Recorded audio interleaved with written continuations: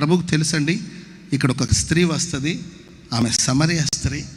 ఆమె ద్వారా ఆమె మాత్రమే కాదు, ఆ పట్టణమంతా ప్రభులోకి వస్తారు. స్తోత్రం చెప్పండి అది గట్టిగా. ప్రియులారా, కొన్నిసార్లు కొన్ని కార్యాలు మనం చూసినప్పుడు అది సాధారణంగానే కనిపించవచ్చు.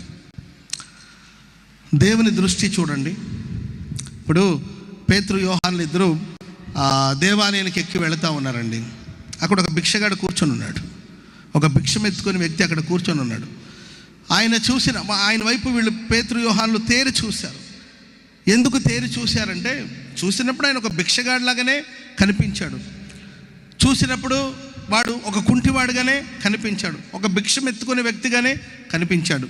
కానీ ప్రియులారా, పేతురు యోహానులు తేరి చూశారు అంటే దాని అర్థం ఏంటంటే, దాని వివరం ఏంటి, దాని అర్థం ఏంటంటే ప్రియులారా, అతని ద్వారా కొన్ని వేలాది మంది రక్షించబడబోతున్నారు. ఈరోజు నువ్వు సాధారణంగా వచ్చి ఇక్కడ కూర్చున్నావేమో, సాధారణంగా నీవు వచ్చి కూర్చున్నావేమో. నేను ఎన్నో సభలకు వెళ్ళాను, ఎన్నో మీటింగ్లకు వెళ్ళానండి. నేను యవన కాలంలో ఉన్నప్పుడు, నేను ప్రభు నమ్ముకున్న ప్రారంభంలో ఎన్నో కూడికలకు వెళ్ళాను. ఎంతోమంది దైవ సేవకులు చెప్పిన బోధ విన్నాను. ఎన్నో మీటింగ్లో నేను వాలంటరీగా వర్క్ చేశాను. ఎన్నో కూటాలకు వెళ్ళి పరిచర్య చేశాను. ఎన్నో కూడికలు వెళ్ళి మీలాగా ఒక సాధారణమైన స్థితిలో నేను కూర్చొని ఉన్నాను. నేను అనుకోలేదు, ఎవరు ఎదురు చూడలేదండి. ఈరోజు ఇంత విస్తారమైన ప్రజలకు నా జీవితం ఆశీర్వాదకరంగా మారుతుందండి. స్తోత్రం చెప్పండి గట్టిగా. చూడండి, ఆ కుంటివాడిని తేరి చూసినప్పుడు ఇతని ద్వారా ఇన్ని అద్భుతమైన కార్యాలు జరుగుతుందని ఎవరు ఎక్స్పెక్ట్ చేయలేదు. 40 సంవత్సరాల నుండి వచ్చి కూర్చుంటున్నాడు, వెళుతున్నాడు, వస్తున్నాడు, వెళుతున్నాడు, అడుక్కుంటున్నాడు, వెళుతున్నాడు అండి. ఎవరో మోసుకొస్తున్నారు, తీసుకెళ్తున్నారు. ఇన్ని సంవత్సరాలుగా నీ జీవితం కూడా ఇలాగే సాగిపోయిందేమో. ఏదో వస్తున్నావు వెళుతున్నావు, ఎవరో రండమ్మ ప్రార్థనకి వెళ్దామని తీసుకొస్తున్నారు, మరలా తీసుకెళ్తున్నారు. వెళుతున్నావు, ఎక్కడో ఏ కార్నర్లో కూర్చొని దేవుని మాటలు విని చిన్న ప్రార్థన చేసుకొని ఆ తర్వాత వెళ్ళిపోతున్నావేమో. ఏదో వెళుతున్నావు అనుకున్నట్టు నీ వచ్చావేమో. ప్రేమైన వర్లరా, నీ ద్వారా దేవుడు నిన్ను నిలబెట్టి వేల సంఖ్య ప్రజలకు నీ జీవితాన్ని దేవుడు ఆశీర్వాదకరంగా మార్చబోతున్నాడు. నీ సాక్ష్యము ద్వారా, నీ జీవితం ద్వారా, నీ ప్రార్థన ద్వారా, నీ ప్రయత్నం ద్వారా వేల ప్రజలకు నీవు ఆశీర్వాదకరంగా మారబోతున్నావు. బహుతరములకు నా దేవుడు నిన్ను సంతోష కారణముగా మార్చునుగాక. స్తోత్రం చెప్పండి గట్టిగా. హల్లెలూయా. ప్రభు ఆమెను చూసిన వెంటనే ఈమె జీవితం మార్చబడుతుంది, ఈమె ద్వారా గ్రామమంతా మార్చబడుతుందని ప్రభు ఆ బావి దగ్గర కూర్చొని ఉన్నట్లు ఈ రాత్రి మీకోసం ప్రభు ఎక్కడో కూర్చొని ఉన్నారండి. స్తోత్రం చెప్పండి గట్టిగా. ఎక్కడో ప్రభు కూర్చున్నాడు. అబ్రాం పాస్టర్ గారికి ఒకవేళ కనబడకపోవచ్చు, ఇక్కడ ఉన్న సిస్టర్స్ కావచ్చు, బ్రదర్స్ కావచ్చు, ఒకవేళ కనబడకపోవచ్చు. ఈ బ్రదర్లో చూడు, కనీసం పక్కన వెళుతున్నా కూడా మమ్మల్ని పట్టించుకోలేదు. ఈ సిస్టర్స్ చూడు, ఒకప్పుడు మా ఇంటికి వచ్చారు కదా, వీళ్ళు నన్ను గుర్తు కూడా పట్టలేదు చూడని అనుకోవచ్చు మీరు. Praise lord. అబ్రమయ్య గారు ఏంటి నన్ను చూసి కూడా చూడనట్లు వెళ్ళిపోయాడా, లేకపోతే చూడలేదా, అసలు చూశాడా అని మీకు ఒకవేళ అనిపించవచ్చు.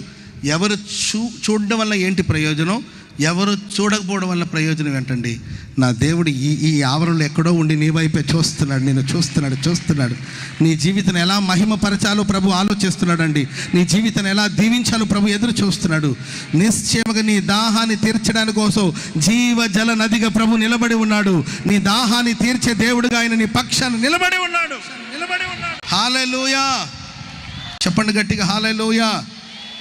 చూడండి, ఇంకా చెప్పనండి. ఆ స్త్రీకి ఉన్న భారం ఏంటంటే, చాలా బావులు ఉన్నాయంట. బైబిల్ పండితులు చెప్తారు ఆ సరౌండింగ్లో చాలా బావులు ఉన్నాయి. కానీ ఈమె ఆ యాకోబు బావి దగ్గరికి వస్తుంది. గుంటూరులో చాలా మందిరాలు ఉండొచ్చు. Praise lord. మీరు ఇక్కడికే వచ్చారు. Praise lord. గుంటూరులో చాలా మందిరాలు ఉన్నాయి. అవి మందిరాలు కావా? మందిరాలే. అక్కడ వర్తమానాలు అద్భుతంగా మనకన్నా గొప్పగా ప్రసంగం చేసే దైవ సేవకులు మన గుంటూరు సిటీలో చాలామంది ఉన్నారు. ఎన్నో వసతులతో కూడిన మందిరాలు చాలా ఉన్నాయి. Praise lord. ఏసీ హాల్ లాంటి పెద్ద హాల్ నిర్మించుకొని ఉన్నారు. అది అక్కడ దేవుడు లేడని నేను అనను, అక్కడ పరిచర్య జరగదని నేను అనను, అక్కడ ఉన్న దైవ సేవకులు సాధారణమైన సేవకులు నేను అననండి. గొప్పగా దేవుని సేవలు వాడబడే వాళ్ళు ఉన్నారు. కానీ మీరు ఇక్కడికే వస్తారు. Praise lord. ప్రియులారా, చాలా బావులు ఉన్నాయి. సమరయ స్త్రీ చాలా బావులు. అంత దూరం పోతావేంటమ్మాయి? ఓ పాప, ఓ అమ్మాయి, ఇక్కడ ఉన్న బావులన్నీ సాల్దా, మేమందరూ ఈ బావి నీళ్ళు తాగట్లేదా? ఆ బావి దగ్గరికి వెళ్తున్నావేంటి? దగ్గరలో నియర్ బై చాలా బావులు ఉన్నాయి కదా, ఇక్కడెక్కడైనా నీళ్ళు తాగొచ్చు కదా. లేదు, నేను యాకోబు బావి దగ్గరికి వెళ్తాను. ఎందుకంటే ఏంటండి, యాకోబు ఎవరు మనవాడండి? అబ్రహాము యొక్క సంతానం. అబ్రహాము ఏంటండి, ఇస్సాకు, యాకోబు తాగి తన సంతానానికి ఇచ్చిన బావి ఇది. ఆ బావి దగ్గరికి వెళ్తే చాలు, వెంటనే అబ్రహాము, ఇస్సాకు, యాకోబు, యోసేపు వాళ్ళందరూ గుర్తుకు వస్తారు. అక్కడికి వెళ్ళంగానే అబ్రహాము ద్వారా అన్ని జనులందరూ ఆశీర్వదించబడతారని ఒక వాగ్దానం ఉంది కదా. సో నేను వెళ్ళి అక్కడ నీళ్లు తాగుతూ ఉంటే, నీళ్లు చేదుకుంటుంటే అబ్రహాము ద్వారా అన్ని జనులందరూ ఆశీర్వదించబడతారన్నారు కదా, నేను కూడా ఆశీర్వదించబడతానేమో అని ఒక నమ్మకం. స్తోత్రం చెప్పండి అందరు గట్టిగా హల్లెలూయా. అండ్ ప్రియులారా, సుకారా అనే మాటకి ఆ ఊరి పేరేంటమ్మా? చెప్పండి. సుకారు అనే ఆ పేరుకి అర్థం ఏంటంటే భుజాన్ని ఇవ్వడం. మనం ఏడుస్తూ ఉన్నప్పుడు, మనం ఎవరైనా ఏడుస్తున్నాం అనుకోండి, ఎవరైనా వచ్చి మన వీపు తట్టడం కానీ, అర్థమైందండి? లేకపోతే మనకు చాలా దుఃఖం వచ్చినప్పుడు మన తలని ఎవరు భుజాల మీద ఆరించి ఏడవాలని అనుకుంటాం లేదు చెప్పండి. ప్రైజ్ అలాడ్. మనం ఏడుస్తున్నప్పుడు, నిద్రపోతున్నప్పుడు, ఇట్లా ట్రైన్లో కానీ బస్సులో కానీ ఇట్లా అంటున్నప్పుడు ఎవరైనా కొంచెం వాళ్ళ షోల్డర్ మనకు అందించారనుకోండి, ఆ షోల్డర్ మీద పడుకొని హాయిగా నిద్రపోవచ్చు. లేకపోతే మనం దుఃఖపడుతున్నప్పుడు మన ప్రక్కన ఎవరైనా ఒక షోల్డర్ ఇచ్చి ఏం కాదులే బ్రదర్ అన్నో, లేకపోతే మన భుజాలు తట్టే ఒక పర్సన్ ఉంటే మనకు కొంచెం ఆదరణగా ఉంటుందా లేదా చెప్పండి? చెప్పాలి. ఒక మనిషి మనకు సహాయంగా ఉండి, మనం ఏడుస్తున్నప్పుడు మనం ఓదార్చడానికి ఒక మనిషి ఉండాలని కోరుకుంటాం లేదండి? ప్రియులరా, సుకారు అనే మాటకు అర్థం ఏంటంటే భుజాన్ని అందించడం, భుజములను అందించడం, లేకపోతే తోడుగా ఉండడం, సహకారాన్ని అందించడం అని అర్థం. ఆమె ఆ బావి దగ్గరికి వెళ్ళేటప్పుడు అంతా అనుకుంటుంది, ఖచ్చితంగా ఏదో ఒక భుజం నాకు తోడుగా ఉంచుతారేమో, ఆ భుజం మీద వాలి నా దుఃఖానంతా మర్చిపోతానేమో అని వెళ్ళడం. కానీ ఆ కోరిక తీరక మరలా తిరిగి రావడం. ఎవరో ఉన్నారని వెళ్ళడం, ఎవరు లేరని తిరిగి రావడం. ఎవరో ఆదరిస్తారని వెళ్ళడం, ఆదరణ పొందక తిరిగి రావడం. ఎవరో మేలు చేస్తారని వెళ్ళడం, మేలు పొందక రావడం. నా కోసం ఎవరో ఉన్నారు, నేను ఒంటరి దాన్ని కాదు అని వెళ్ళడం, మరలా ఒంటరిగా తిరిగి రావడం. ఒంటరిగా బ్రతికి ఏ సపోర్ట్ లేక, ఏ సహాయం లేక, ఏ సహకారం లేక, ఒకవేళ సొమ్మసిలిన స్థితిలో ఒకవేళ మీరు ఇక్కడికి వచ్చారేమోనండి. నా దేవుడు నీవు ఏడుస్తున్నప్పుడు తన భుజాన్ని నీకు అందించడమే కాదండి, తన షోల్డర్ నీకు అందించడమే కాదు, తన భుజముల మీద నేను మోయాలని కోరుకుంటున్న దేవుడు సర్వశక్తి గల దేవుడు. స్తోత్రం చెప్పండి అందరూ గట్టిగా హల్లెలూయా. నా దేవుడు నేను అనాథగా విడవడు. నా దేవుడు సదాకాలం నీకు తోడుగా ఉంటాడు. ఈ సృష్టిలో ప్రియులరు ఎంతమంది మనల్ని ఓదార్చేవాళ్ళు, ప్రేమించేవాళ్ళు, పలకరించేవాళ్ళు, బలపరిచేవాళ్ళు ఎంతమంది ఉన్నా, నా దేవుడు ఉన్నాడంటే ప్రియులరా, ఎవరున్నా లేకపోయినా అనవసరం.